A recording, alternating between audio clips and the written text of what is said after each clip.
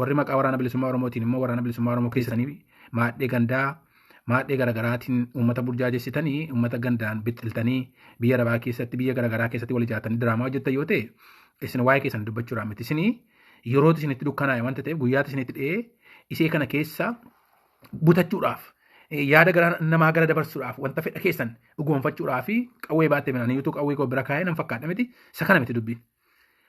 Miseensa waraana bilisummaa Oromoo keessa taa'ee warri faayidaa gandaa gandummaadhaan goosummaadhaan waan akkasiitti yaadu jira. Jarri kun qaamota sadii haasasanii marroo si'a baay'ee deddeebiin isinitti hima dhaggeeffataniitu. Miseensa waraana bilisummaa Oromoo keenya keessa jedhanii qaama afurtu jiraa jiran. Waraana wallaalaa, waraana faayidaaf qabsaa, waraana nyaaphaatii fi waraana loltuu bilisummaaf walabummaa Oromiyaatiif qabsooftuudha. Kanaaf warroonni sadii sun baduu qaba. Waraanni nyaaphaa baduu qaba, waraanni wallaalaa baduu qaba, waraanni faayidaaf qabsaa'u waraana bilisummaa Oromoo keessaa baduu qaba. Jara kanan qulqulleessinaa jiran. Warri gandaan ijaaramee jiru jarri kun amma sobanii akkasii hoggana keenya maaloo keenya nama waaqessuu dandeessa beekadhu. Akkuma ijoollee qadii daawwan nabii amma budaawwadii waaqessanii waaqeffachuu dandeessu eenyuun iyyuu jechaadha. An nama waaqessu waaqa waaqessaa waaqa salafaaf samii uume kana waaqessaa waaqa jiraataa waaqessaa akka kaayyootti immoo kan itti jiru kaayyoo adda bilisummaa Oromooti kaayyoo gosa ammoo jalan deemaa jechaadha. Seexanni dhufee kaayyoo kana yoo hooggane seexanni sana dhaggeeffachaa deemuu nan danda'an hooggantuu malee seen iyyuu jechaadha. Lafa dhugaa seexanni jirtu kaayyoon adda bilisummaa Oromoo dhugaa wanta ta'eef garuu maqaa adda bilisummaa Oromootiin daldaluun hin danda'amu.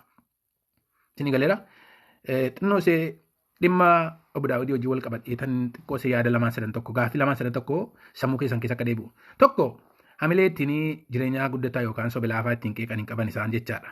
Amma waa'een jireenyaa guddataa waan isaanii hojii wal ilaallatu miti. Dhaggeeffadhaa warra baawasiise. Kallattiidhaan dhimmi jireenyaa guddataa waan isin ilaallatu miti. Dhaaba keessan keessa waan jiru reefichaadha. Amma nuti shira seen qabsoo bilisummaa Oromoo irratti adda bilisummaa Oromoo maqaa adda bilisummaa Oromootiin daldaltu waraana bilisummaa Oromoo keessatti waraana mataa isaanii bixxilatanii waraanicha diiguudhaaf qabsoo Oromoo gatachiisuudhaaf isaan hojjetaniifitu shira isaanii uummatatti himna malee ati akkas godhii sana godhuu didanii kana godhuu. Yooyaa kabajamoo hordoftoota YouTube chaanelii Kaamidiyaa nageenyi keenya bakkuma jirtanitti isin haa gahu jecha gamannumaan oduu har'aa isiniif qabannetti dabarraa jalqaba irratti warroonni YouTube keenyaaf haarawaa taatan subscribe like gochuudhaan maatii keenya akka taatan kabajaan isin gaafanna.